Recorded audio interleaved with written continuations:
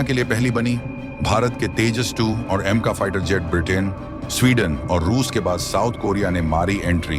Kaveri engine को कोई हाथ नहीं लगाता था। अब इस तकनीक की दीवानी दुनिया डीआरडीओ को सपोर्ट देने दुनिया में मची होड़। क्या करने वाला है डीआरडीओ?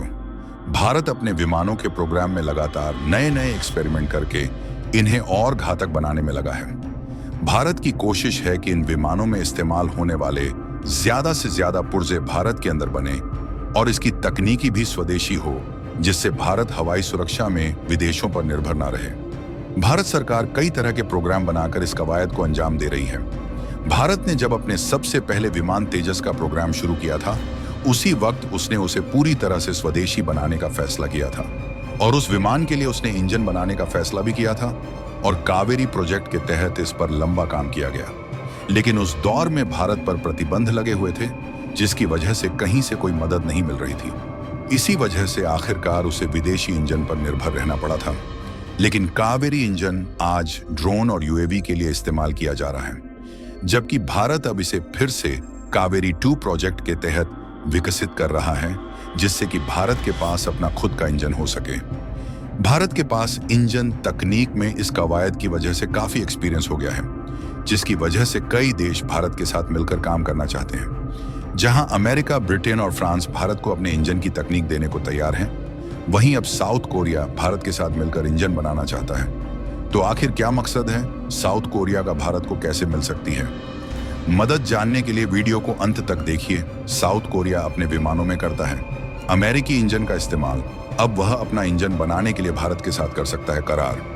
दरअसल साउथ कोरिया अपने विमानों में अमेरिकी कंपनी जनरल इलेक्ट्रिक के इंजनों का ही इस्तेमाल करता है, लेकिन अब वह अपनी आत्मनिर्भरता को बढ़ाने के लिए खुद का इंजन विकसित करना चाहता है। इसके लिए संभावना है कि वह भारत के साथ करार करें और दोनों अपने विमानों के लिए साझा कार्यक्रम को आगे बढ़ाएं। इस कार्यक्रम से साउथ कोरिया को क्या फायदा होगा, इस बारे में हम आपको बताएंगे, जबकि इसके बाद आगे हम आपको यह भी बताएंगे कि इससे भारत को क्या फायदा होगा। साउथ कोरिया अपने KF-25 विमानों में अमेरिका कंपनी जनरल इलेक्ट्रिक के F414 इंजनों का ही इस्तेमाल करता है। अमेरिका और साउथ कोरिया काफी करीब माने जाते हैं, लेकिन अब साउथ कोरिया इस मामले में आत्मनिर्भर होना चाहता है और वह चाहता है कि वह अपने विमानों के लिए स्वदेशी और ज्यादा ताकतवर इंजन विकसित करें। इसके लिए वह जद्दोजहद कर रहा है। अगर वह इस तरह का प्रोग्राम चलाता है तो उसे कम से कम 10 साल का वक्त लगेगा। ऐसे में अगर वह किसी पार्टनर की मदद ले ले तो इस मामले में उसे जल्दी सफलता मिल सकती है। उसके सामने भी भारत की तरह फ्रांस, ब्रिटेन और अमेरिकी कंपनी के ऑफर हैं जो इस तकनीक में महारत रखते हैं। लेकिन इस सहयोग में साउथ अफ्रीका की एक दिक्कत बनी रहेगी कि वह अपनी विमान क्षमता के लिए पश्चिम देशों पर निर्भर रहेगा। तमाम तकनीकी हों के ट्रांसफर के बाद भी इन इंजनों के कुछ कंपोनेंट इन देशों से आयात करने ही पड़ेंगे, जो सुरक्षा के लिहाज से ही नहीं है। जिस तरह से यूक्रेन युद्ध के समय पश्चिम ने रूस पर हजारों बैन लगा दिए हैं और उनकी कोशिश है कि रूस कोई हथियार ना बना पाए। ऐसे में दुनिया भर के देशों के लिए यह सबक है कि वह पश्चिम पर जरूरत से ज्यादा निर्भर ना रहे, क्योंकि अगर वह उनकी मंशा के खिलाफ जाएंगे तो वह ऐन वक्त पर उनकी सप्लाई रोक सकते हैं। इसी वजह से जरूरी है कि साउथ कोरिया या भारत स्वदेशी तकनीक को विकसित करें। भारत को भी अपने एमका के लिए इंजनों की जरूरत है, जबकि वह भी फिलहाल अपने तेजस विमानों के लिए अमेरिकी इंजन पर निर्भर है और भारत में F414 इंजनों के प्रोडक्शन के लिए करार भी किया जा रहा है, जिसके इस साल के आखिर में फाइनल होने के आसार हैं। भारत बेंगलुरु में अमेरिका के साथ मिलकर इंजनों का प्रोडक्शन करेगा। तेजस विमानों के लिए 99 इंजन हिंदुस्तान एरोनॉटिक्स लिमिटेड और जनरल इलेक्ट्रिक मिलकर बनाएंगे। भारत को इसकी तकनीक ट्रांसफर की जाएगी, जबकि एमका के लिए भारत के सामने कई ऑफर हैं। जबकि शुरुआती एमका विमानों में F414 इंजनों का एडवांस वर्जन इस्तेमाल किया जाएगा। फ्रांस और ब्रिटेन भी भारत को एमका इंजनों के लिए दे रहे ऑफर, जबकि वह साउथ कोरिया के साथ इसके लिए कर सकता है।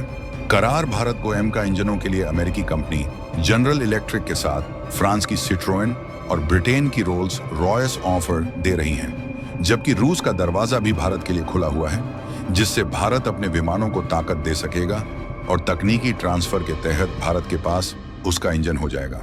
लेकिन साउथ कोरिया और भारत दोनों के पास इस मामले में एक ही दिक्कत है, और वह है पश्चिम पर निर्भरता की फ्रांस हो या दूसरी कंपनियां, वह भारत को तकनीक ट्रांसफर कर रही हैं, लेकिन वह बेहद खास तकनीक या शेयर नहीं करना चाहती हैं। इसके लिए भारत को इन कंपनियों से कुछ कंपोनेंट हमेशा आयात करने पड़ेंगे, जिसकी सप्लाई में देरी करके वह भारत के विमान प्रोडक्शन को रोक सकती है, जो भारत के लिए बड़ी चुनौती है। इस वजह से भारत अपने स्वदेशी प्रोजेक्ट में भी जुटा हुआ है, जबकि वायुसेना को वक्त पर नए विमान डिलीवर करने के लिए वे इन देशों के साथ करार के लिए भी आगे बढ़ रहा है। फ्रांस ने भारत को ऑफर दिया है कि वह भारत को तकनीकी ट्रांसफर करेगा, जबकि वह इन इंजनों की सप्लाई चेन बनाने से लेकर इंजन बनाने का पूरा इकोसिस्टम भारत को बनाकर देगा। वहीं भारतीय इंजीनियर्स को इसकी ट्रेनिंग देकर इसका राइट भी देगा, जिससे भारत इस इंजन को अपने मित्रों को निर्यात भी कर सकेगा। जबकि इंजनों की टेस्टिंग के लिए भी प्लेटफॉर्म भारत को ऑफर किए जा रहे हैं।